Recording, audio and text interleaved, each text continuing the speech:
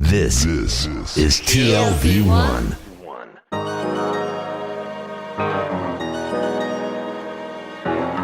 The Tel Aviv Review. Hello and welcome to the Tel Aviv Review. I'm Dahlia Shandlin. And I am Gilad Halpern. Every week we bring you conversations with authors and researchers about their books and other things that we find fascinating.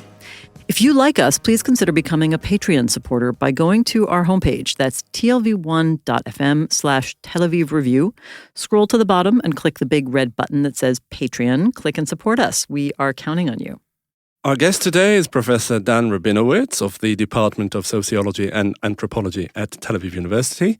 He's also the former chairman of Greenpeace Mediterranean, as well as other organizations in different capacities. He has published widely on Israeli and Palestinian social issues, as well as on environmental issues and climate change, which is the topic of his latest book that we will discuss today. The book is called The Power of Deserts, Climate Change, the Middle East, and the Promise of a Post-Oil Era. It was published in 2020 by Stanford University Press. Professor Dan Rabinowitz, hello and welcome to the Tel Aviv Review. Hello, Dahlia. Hello, Gilad. So really, what is the place of the Middle East in the broader global scheme of climate change? Because on the one hand, it has its importance as a major generator of climate change, being the chief producer of fossil fuels. And on the other, climate change will impact the Middle East greatly because it is one of the hottest regions in the world. You more or less answered your question. Yes, it is paradoxic.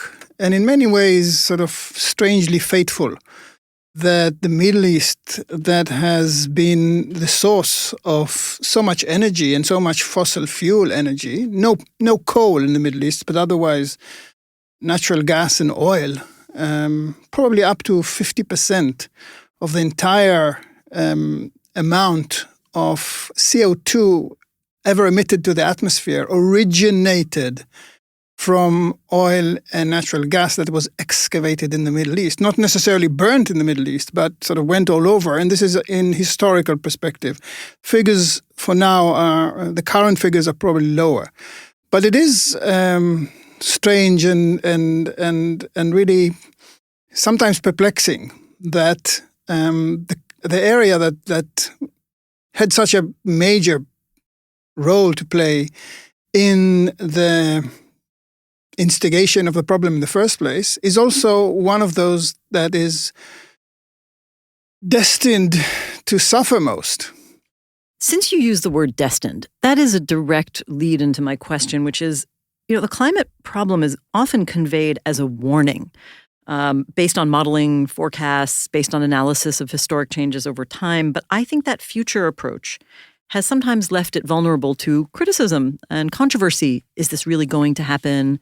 Are we being alarmist? We have to make policy recommendations because if we don't, something terrible will happen. And your first chapter analyzing what's happening in the Middle East is largely based on future-oriented problems and forecasting. Where are we in the arc of global warming, climate change, climate crisis? The different names symbolize different terms that have come to be to describe the phenomenon. We are in a bad place, but it's going to get much worse. Part of chapter 1 of the book, which is really dedicated to predictions and models, is based on events that have already happened. So I analyzed there the water shortage in Iran and Iraq in 2017 and 2018. There's a lot in the book about the crisis in Syria that started from 5 years of consecutive droughts in biblical proportions in 2006 to 2011. So I really tried to span the sort of prediction of the future and the current events as we see them and as we record them to get the sense, which I think many people in many parts of the world are getting now, that the future is here.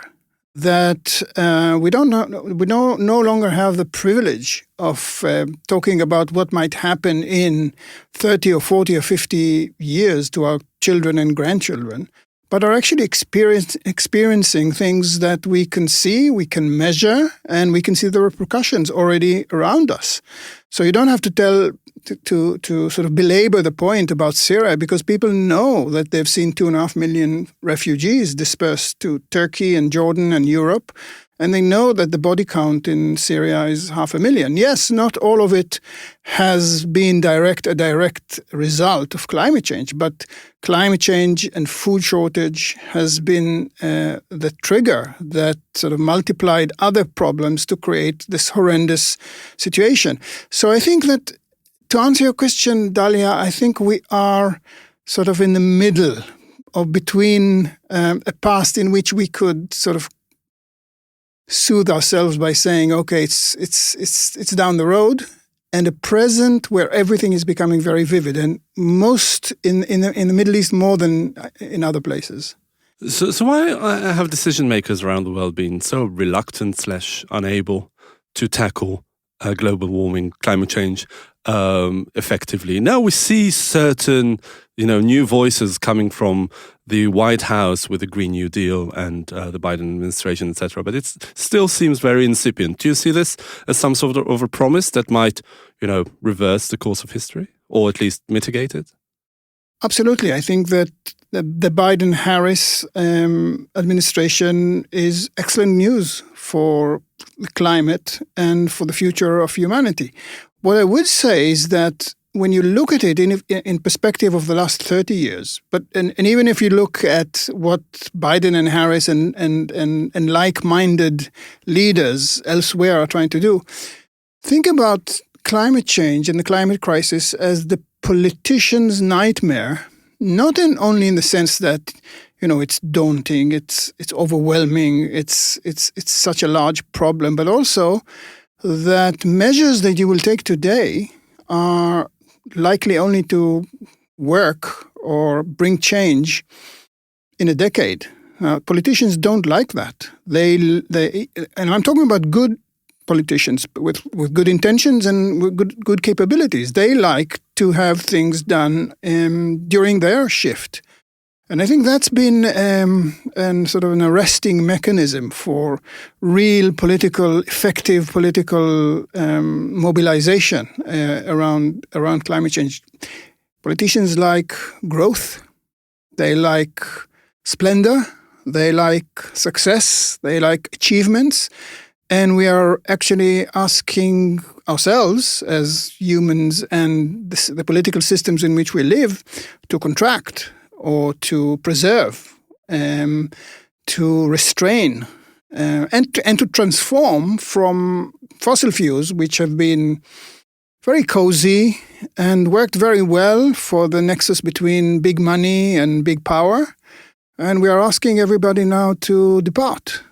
Well, except that to bring this back a little bit to something you mentioned before, those kind of interests overlap with political dynamics that can be very dangerous. So if the Middle East has been, in part, responsible for bringing us to this point, partly because of the convenience to politicians, it's also the Middle East, as you point out, for example, in Syria, that is seeing devastating effects of this.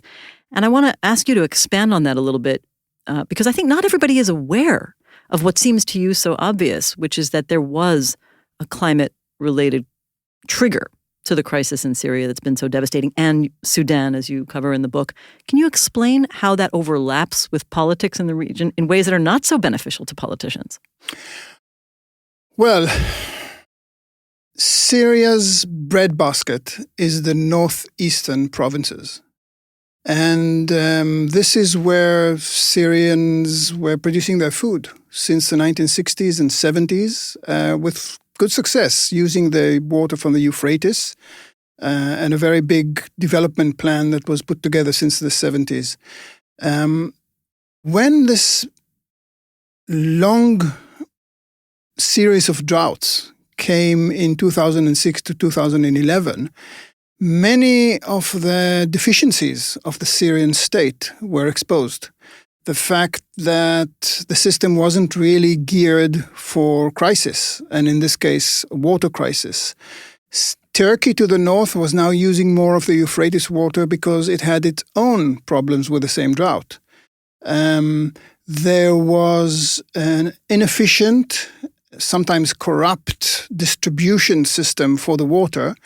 And within 2 or 3 years of this 5-year-long drought, you had water crisis and food crisis on a massive scale. And the people who were farming the land there could no longer stay there because they couldn't make a living. So they started to leave. And before you knew it, you had a food crisis that was affecting the rest of Syria. Syria could no longer feed itself, multiplied by an internal refugee and displacement crisis. And these people leaving the northeast were going towards the main metropolis of Syria, but they were not welcome there. They were not of the dominant ethnic group, and none of the large cities of Syria, which is a poor country even to begin with, was geared to cater for them. So now you have hundreds and thousands of people congregating into towns that are ill-equipped and unwilling to accommodate them. And the ethnic issue is there, and you have fundamentalist Islam lurking in the background to capitalize on any ruptures. Now, this soon became an impossible combination of troubles, and soon deteriorated to civil unrest, large-scale protests, clamped down by the authoritarian government, and you had civil war very, very quickly. Sudan had a different kind of, the details were different, but again, desertification, long droughts, ethnic divisions multiplied by food crisis, resource tensions, and eruption.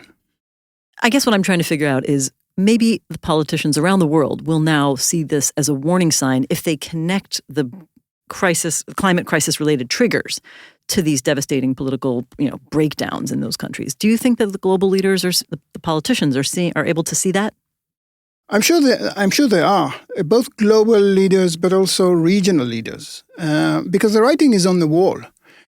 Sudan and Syria could become the new normal, because look around the Middle East and also look in other parts of the world, and the combination of deteriorating climate, more dryness, less water, less food, ethnic divisions, internal displacement, conflict, civil war, and large-scale refugee waves looms everywhere.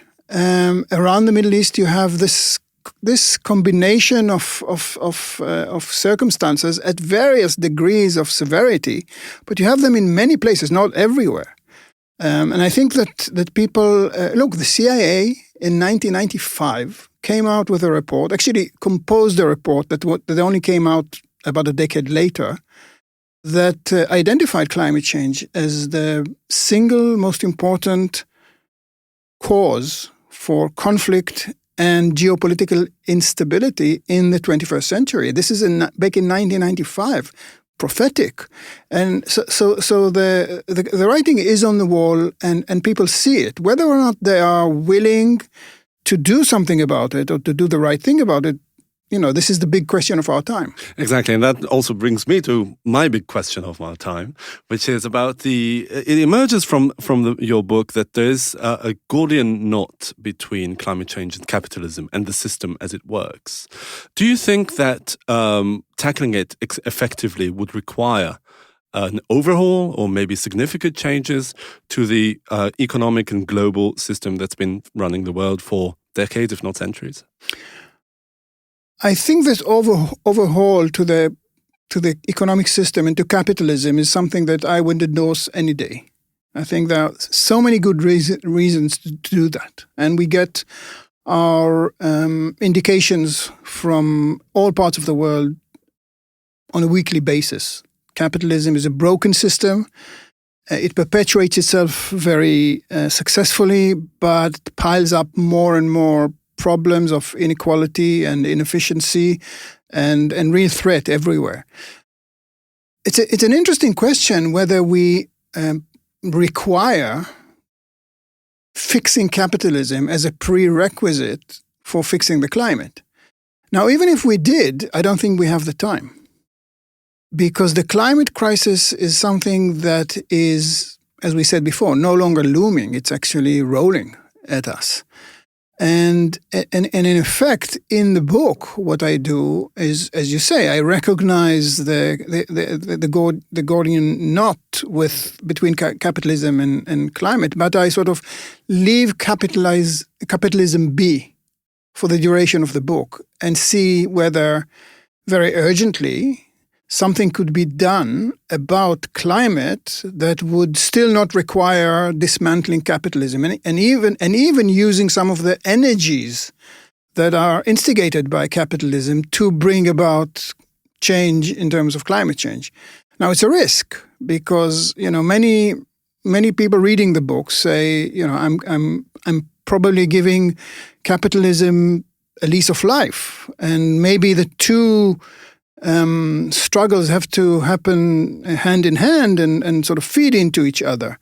Maybe they would, but I really think that the ultimate test of our times is climate, and therefore I pick my battle and I say the most urgent battle right now, this decade, probably the next by 2040, is climate change, and we may be able to sort of use the energies of capitalism in order to bring us to a better place also on climate. Or we won't have a choice. I want to ask you about one of the major sources of potential improvement in the situation, because this whole conversation is getting a little apocalyptic for me. But tell us about renewable energies. What are the main issues surrounding renewable energies? Are they the source of our salvation? What are the opportunities for the Middle East? Dangers, economic dangers, anything? So actually, I'm actually hopeful about renewable energy. And I think that renewable energy is now in a good place to become a very positive vector in this struggle. 50% of greenhouse gas emissions globally come from production of electricity because we burn so much coal and natural gas, and in some places even oil, in conventional power stations. And the transition to renewables has already started and is actually going very strong in a number of places, in West Europe, in North Europe, even in America. What about Israel? Israel is okay. It's not the sort of leader in harnessing the sun as it was in the 1950s with the solar panels on top of every house in Israel to bring water to 40 or 45 degrees so that you can take a shower. It's not where it was then. It's doing okay, but it's not a leading force. But I think globally what's been happening is that 20 years ago, people like me and organizations like Greenpeace and other environmental organizations were preaching for renewables, but we're facing an impossible economic situation because renewables were so expensive. Between 2009 and 2020, the price of generating electricity from renewable energy went down 95%. Why? Because technology became better, production became larger, and now you can install electricity from a PV, photovoltaic panels for $35, sometimes $25, depends where you are, per megawatt, whereas in 2009 you had to pay $360. Now, this is a real revolution. And so it's happening, this transition is happening, not necessarily because everybody was convinced by Al Gore or Greta Thunberg. It was, people were convinced by their balance sheets. And energy captains all around the world understand that this is the future.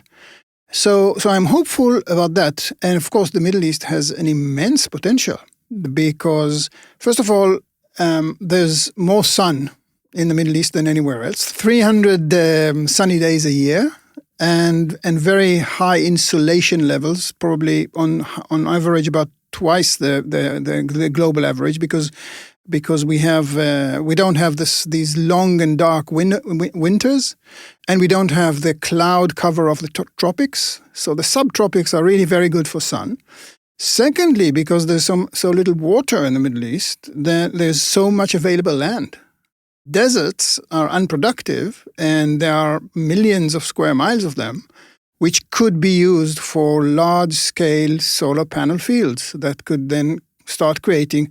And it's happening, and it's been happening in Morocco and in Egypt and in the Gulf, a little bit in Israel, as well as elsewhere.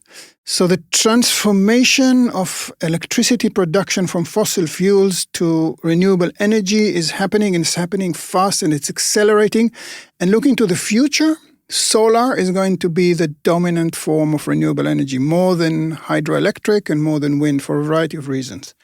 So there the Middle East has something to offer. And now you have to couple this with another transition which is happening in transportation. Transportation is accountable for 25% of global greenhouse gas emissions. And we know where transportation is going. It's going electric. Now, if it's going electric, at the same time as power production is going renewable, then we have a net gain of less polluting and less production of electricity that is associated with greenhouse gas emissions. So in these respects, the Middle East, and especially the oil countries of the Middle East, are perched to become major players. What would you say are the prospects of harnessing Middle Eastern governments to tackle these issues? Because they haven't been exactly exemplary when it comes to corruption and stability and all those things that require, action on such a large scale. Can we do business with them? Or if not, can we do business without them? Well, first of all, look at what they say rather than what they do. Okay. The major oil-producing countries of the Middle East, the Gulf countries, and I'm focusing in the book mainly on the GCC, the Gulf Cooperation Council. Saudi Arabia is the leader, it's the largest of them, but Kuwait and Oman and United Arab Emirates and Qatar and Bahrain are the other five. And they have been issuing formal statements and position papers and blueprints and vision papers for the future since the early 21st century that have all emphasized renewable energy. So they are the ones who, at least when you look at their statements, and for the last 20 years have been all over renewables, citing some of the advantages that we've just mentioned, that there's so much sun, that there's so much land available, that they have the capital, because you do need to invest upfront when you're doing renewables, and that they like integrating new technologies into the civil infrastructure, which they do. When you come to look at what they've actually done for the last 20 years, it's a different story. To the extent that you might even suggest that in the case of Saudi Arabia, maybe these very grandiose and sometimes even pompous statements about how renewable they're going to go and how much they're going to reduce their dependence on oil, maybe this was even deliberate, because they've done really very little. Only about less than 1% of Saudi Arabian electricity is actually generated by renewables. Although the potential is there, it's a huge empty country that could do it. So it's a mixed bag. Judge them by what they want. They say that they want to do. They could become world leaders. Judge them by what they've actually done. Only United Arab Emirates, with 3.5% of its electricity now being produced from renewables, is anywhere in the big league of international of the international competition for the renewable transition. And you're right in asking about government and regimes when it comes to this transition, because it's not an easy transition for anyone to do, especially not countries that are reliant on the sale of natural gas and oil and have been for the last 60 or 70 years for their income and budget. Why should they sort of voluntarily go in a direction that would take the hen that produces their golden eggs and, slaughter it under the tree? So that's a big challenge. I think, however, that the other factor that we must introduce here, and this is what I do in the final chapter of the book, is post-oil. Post-oil is a game changer. And when I say post-oil, I'm talking about the theoretical point in the future, maybe it's already happened in 2019, when oil demand and oil sales will have peaked and have started going down. 20 years ago, peak oil was associated with diminished supply. So people thought that oil might run out. It's not. It's not running out anywhere. We have oil for another 100 years. What is running out is demand. Because of the renewable revolution and because of other reasons, we are now looking at a future in which in a few years, maybe a decade, maybe less, demand of oil could be decimated by 50%. Now, when you factor that in to the worldview of large and wealthy oil producers in the Middle East, that is putting them in a completely different place. The future is not going to be as they had the last 60 or 70 years, which has produced extraordinary wealth and not only for the Middle East. Did we get a taste of this during Corona when all of a sudden oil prices bottomed out? I think it was driven by the lack of demand.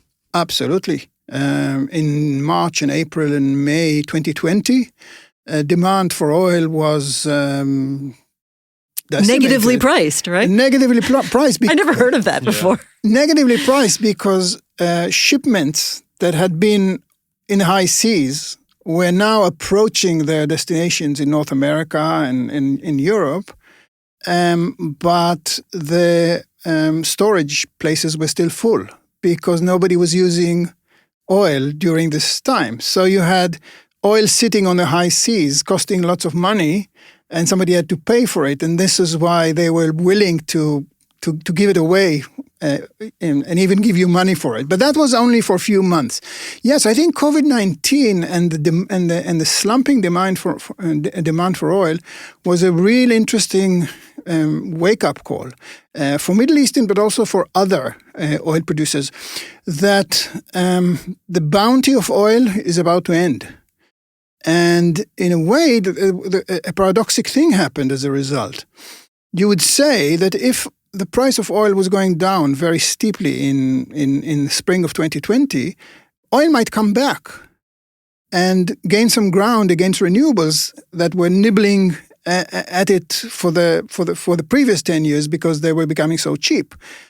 But what happened in COVID-19 also was that the fragility of the supply chain in the oil industry became very, very apparent. When oil prices went down below $40 and then $30 and then $20 a barrel, some major oil fields were terminated, or at least were shut off. And then people realized that to start them on again, it's not just a turnkey or press a button. It's a complicated and very expensive process, and analysts throughout 2020 were more and more coming down on the side and saying the oil industry may never recover from the COVID-19. It has recovered since, but it did expose the fragility of the supply chain, which pushed people, even as oil was being sold so cheap, it pushed people in the long run to commission solar energy power stations rather than new oil or natural gas ones. I guess what I'm really trying to get at is, are those countries that are heavily dependent on oil income starting to make alternate plans and retool their economies? Sadly, or something. Don't think that the entire global economy is going to restructure itself, but that there will have to be some meeting between economic change and shift of energy resources. Are countries now, after COVID, saying we better diversify our sources of income? During the COVID lockdown of spring 2020, the Saudi government's main investment fund went on a buying spree all around the world of anything that has nothing to do with energy. They were buying cruise ships, and they were buying internet companies, and they were buying food production. So the short answer to your question is absolutely yes. And I think they realize that they need to They need to actually do what they've been declaring that they want to do since 2000. And this is where I sort of jump in with my concluding idea in the book, and that is that some of this reinvestment that they're doing, they might be doing in renewable energy, both at home, but also in generation capacity around the world. And if they do that, they would be in position in 5 or 10 or 15 years from now to proactively shut off their own production of natural gas and oil because they are already so well invested in renewables. So they will have accomplished this perfect miracle of taking their market power in oil and transforming it into a similar share of the market of the energy of the future. Now, this is not an easy transition to do. But in my book, I sort of venture and say, since post-oil is around the corner, and as the post-normal climate condition is upon them, and since they do realize that they need to do something, why don't they combine the two, invest and go renewable now, in spite of themselves, and then eventually bring the end of oil in a proactive manner on which they can still have some control and shape the transition rather than become sort of passive victims of it. I'd like to take us out in a different direction, and perhaps that will be our concluding question, unless Dalia has something else to add, and ask you about yourself as a sociology professor, writing about these issues copiously. And I want to ask you perhaps, a general question about the role of social science in tackling climate change, as opposed to climate scientists who do their share. It's interesting you should ask. Earlier today, we had a high-level meeting at Tel Aviv University of a committee that was going to ratify a plan I have to have a master's program, in English, by the way, in climate, society, and policy.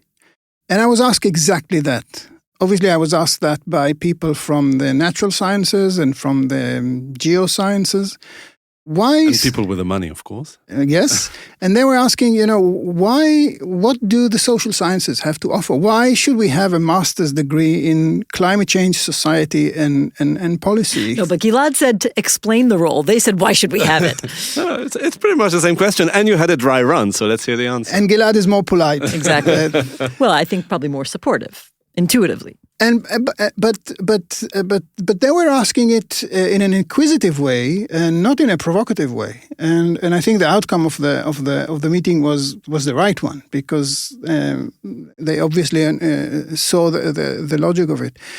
It's true that when the climate crisis began taking shape, everybody was thinking about it in terms of physics, chemistry, atmospheric science, biology, and it played out quite obviously even in the composition of the IPCC, the Intergovernmental Panel on Climate Change, which is the advisory body for the UN Framework Convention on Climate Change. So this is a collection of scientists who are advising governments and the UN about the future of science.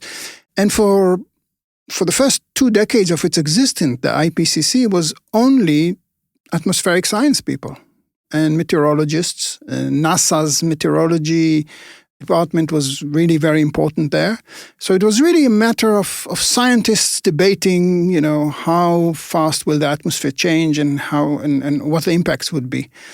But then from within their ranks came the demand for social sciences, for policy, for economists, for international relations, because we are looking at a pact that has to be agreed by so many countries with so many divergent interests. And of course, the inequality that is part and parcel of the climate crisis. Countries in different parts of the world are exposed differently because some are in arid areas and some are in the far north and might even benefit from warming up, the Russian tundra or the Chinese tundra or the subpolar areas in Canada. And others. Canada's suffering right now because of climate change. Yes, but in a paradoxic way, because in many other ways, you might say that the northern territories of Canada could have a bonanza of agriculture, of mining, and lots of other things. So exposure is differentiated. And resilience is differentiated, because if you're a rich country and have technology and the state is very effective and you know how to deal with emergencies, your chances for deliverance is much higher. And the third element of inequality is responsibility. Some countries have contributed more to the greenhouse gas emissions in the atmosphere than others. So wherever you look, from whichever direction you look at climate change, you are in the thick of thinking about social, economic, and political inequalities. Can I make an observation that I think also COVID has taught us that it can never be just about biology, because human behavior was the critical driving factor in curbing or exacerbating COVID. What do you think of that? Absolutely. I think that in these terms, the parallels between COVID and climate change are really striking. It's a global issue. It has biological elements in it, but response to it is primarily politics, morality, sensibilities, people's decisions and how you could sway them. Will they vaccinate? Will they not? Will they invest in vaccination? Will they not? Yes, I think that in this respect, facing a sort of looking down the abyss of a global pandemic or global crisis situation forces us to look deep into our civilization and realize that yes, we cannot do it without biologists and earth scientists and atmospheric experts. But eventually it will come down to people sitting together, identifying the problem, bringing up solutions, making decisions, convincing others, having other stakeholders, caring for each other, and not sort of only delivering each of us on our own. These are classical social science issues. So I think we will have this Masters in Climate Change Congratulations. Social and policy studies in the end. If you'd like to, there was just one passage that I found very, very succinctly seemed to encapsulate the entire dilemma. Maybe you could read it to us and explain which direction you think we're taking. It's right here. So in the book, I say, and I quote, "The wrestling match against climate change is, by definition, a race against time. The tipping point where fossil fuels are finally eclipsed must be attained before climate change hits the point of no return, unleashing a variety of feedback mechanisms that could push the biosphere to the abyss." It's a sobering sentence, but something that I and many other people are thinking a lot about. It's probably between now and 2040 that our fate as a civilization would be sealed. We could face sort of runaway heating up of the planet, with temperatures shooting 3 and 4 and 5 and 6 degrees above what we've known in a very short time. And this is the time for us to take action, to learn, to understand, and to do something about it. And there's no guarantee that we will be able to do it. We've been in denial for too long, probably until the late 1990s, maybe even the first decade of the 21st century. People are still in denial. Some people are still in denial. I think they're getting less, even in the Republican Party. And despair is already sort of looming as the next stage. And I would say that the window of opportunity between denial and despair is where action can actually take place. And the window is narrowing. So we need to do something quick. And on this really inspiring note, we'll end it there. Professor Dan Rabinowitz, Professor of Sociology and Anthropology at Tel Aviv University, and the author of the newly published The Power of Deserts, Climate Change, the Middle East, and the Promise of a Post-Oil Era. Thank you very much for joining us today. Thank you for having me. And also big thanks to Itai Shelem, the manager of TLV1 Studios, and Ariel Cohen, our producer. And now we've got a request. Most of you listen to us on the Apple Podcasts app, and we would like to ask you to please consider writing us a review of any kind. You too can support us by going to our website and subscribing to our Patreon campaign. Please check out our archive. It has way over 600 interviews to keep you entertained, interested, and hopefully annoyed. Like us on Facebook. Our page is called the Tel Aviv Podcast Ideas from Israel. Follow me and Dalion and the podcast on Twitter. And of course, join us again for another edition of the Tel Aviv Review next week. And until then, goodbye.